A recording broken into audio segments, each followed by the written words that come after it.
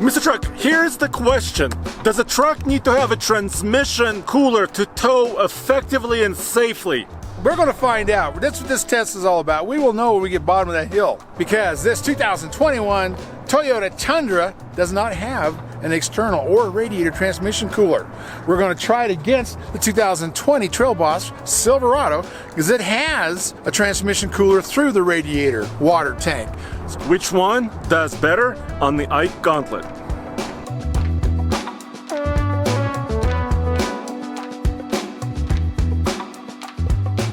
We're doing this Ike Gauntlet towing comparison because a couple years ago, Toyota removed an auxiliary transmission cooler off of their Toyota Tundra.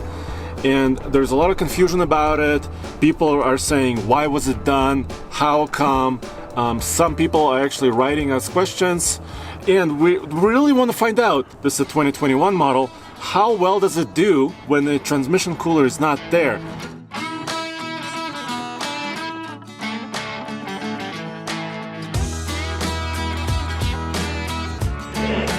We're all mic'd up, we have gauges, but we're trying to monitor the transmission really closely, right? Yes, I can't see it from here. I hope your camera can. What are you running, 217? 217 right now. So and right now it's my first brake application on the way down. One.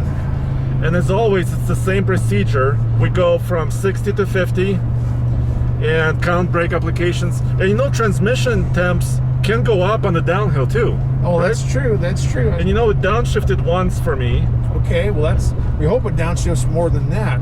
Well, it's running at 3,000 RPM. Yeah, see, it has, the red line's almost 6,000. It's got plenty of room to downshift again. To make this comparison possible, I had to purchase this. Well, actually, we've had this for a while. It's a scan gauge 2. A lot of people recommend this gauge. It's an OBD2 connected gauge with a cable. And Dan Atkinson recommends it, Mr. Truck recommends it. It's very simple. The Tundra does not offer its own transmission temperature gauge, but it does offer an overheating warning system. So if the truck decides it's too hot on the transmission, it will give you a warning. This truck is equipped with a really almost heavy-duty rear end, a 4:30 ratio, and the engine, this 5.7, produces a lot of power. This is the same engine that's been in the truck before. 381 horsepower and 401 pound-feet of torque. Yeah, it's got plenty of torque. The rear end's made for towing trailers. It's not made for fuel mileage, but yeah, let's see what it does.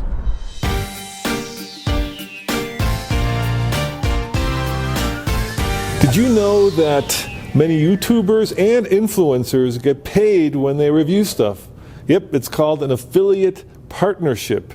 And basically, every time they review something, they get a little bit of a kickback when you buy it. That's why over the last 10 years at TFL, we have nevered and we will never enter into an affiliate partnership, because we don't believe that we can review something and then get paid when you buy it. That way, when you're watching a TFL review, you'll always know that you're getting an independent review.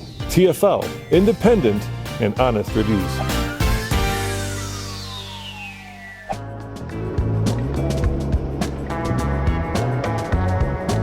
Okay, so we're down with the downhill in the Tundra, 7 brake applications. Well, that's actually good. It's not too bad. 7, yeah. Transmission fluid temp right now at the end of the downhill is 208.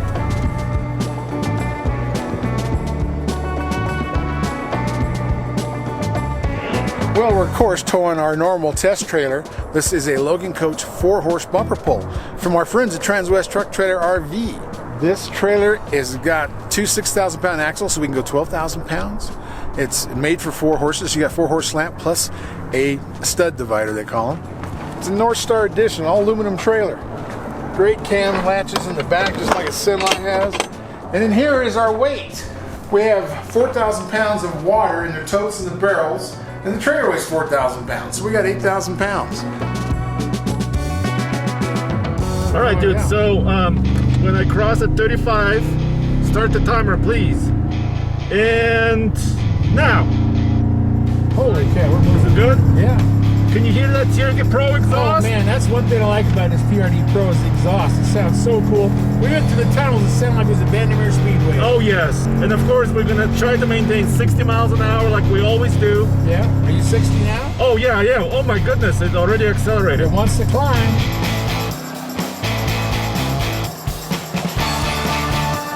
And as usual, we're using the Gen Y hitch. This is the adjustable hitch. These are heavy duty. This is what we use all the time. We thank them for giving us the hitch to use. And this also has the weight distributing bars on there. It actually will transfer weight to the front axle of the truck because you want all the axles on the truck, all the axles on the trailer, helping you with all those bearings working, all those brakes working. So that's one reason you do it, and sway control. You don't want the trailer swaying. So the spring arms are tight and they'll actually help control some of that sway. Right now my foot is cramping because I'm really using everything I've got. And the truck is actually accelerating just a smidge to keep up to 60. Well, this is decent. Oh look, transmission is 239. Oh my goodness, right on the edge. Well, this Well- thing's got 401 pound-feet of torque, so you got enough torque. Yes. There's nothing wrong with any of that stuff. Wow, we're going to hit 240. You know we are. But right now I don't have any error messages. I'm now at 240. I knew it'd get there. Dude, I reached out to Toyota about this question about the transmission cooler, and I got an answer from Mike Sweers, the chief engineer of Toyota trucks. He says the Tundra's transmission has been engineered to perform under heavy tow loads and in adverse conditions. Increased coolant temperatures are normal when towing up steep grades and under load. The testing temperatures demonstrated under 250 degrees are within tolerances for both the transmission and the coolant. But still, the truck seems happy. It's giving it all the power. Interesting. The coolant temp is 197. Transmission temp is 244. And are you ready to stop the timer? Yep, I am. Stop the timer now.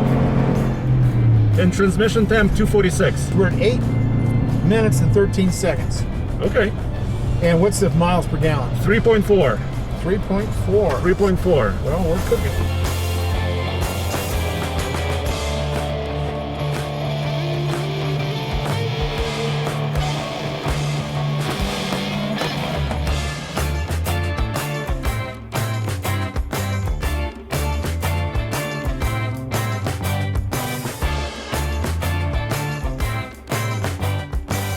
Silverado has its own transmission temp gauge, That's good. and right now it says 187, but we're basically still at the top of the mountain about to go down. But let's do the same procedure, huh? Exactly. Coming out the tunnel at 50 miles an hour.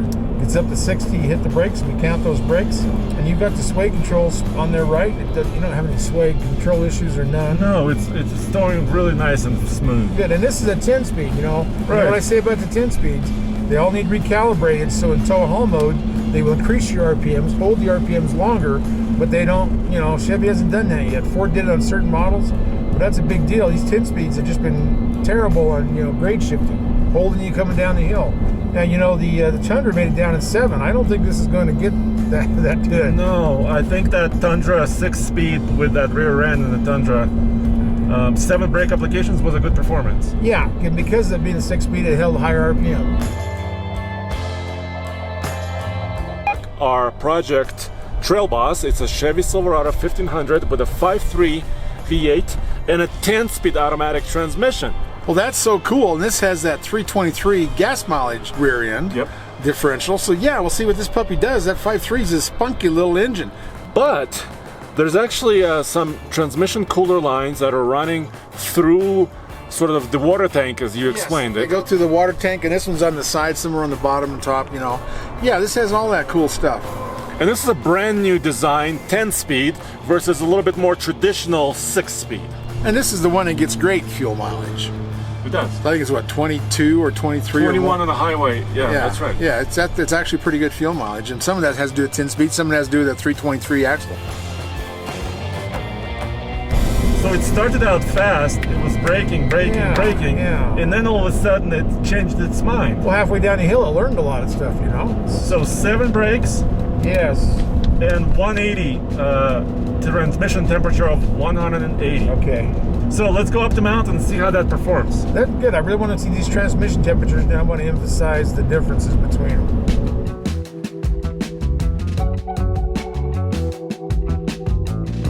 Same procedure, 35 miles an hour. I'm gonna put the hammer down. Are you ready to start the timer? I am. I want to see how loud this gets in wide open throttle. Heck yeah! And now. We're flying up those seconds. Okay, I reset my trip meter. My fuel efficiency is getting measured. The Tundra was a little louder. Yeah.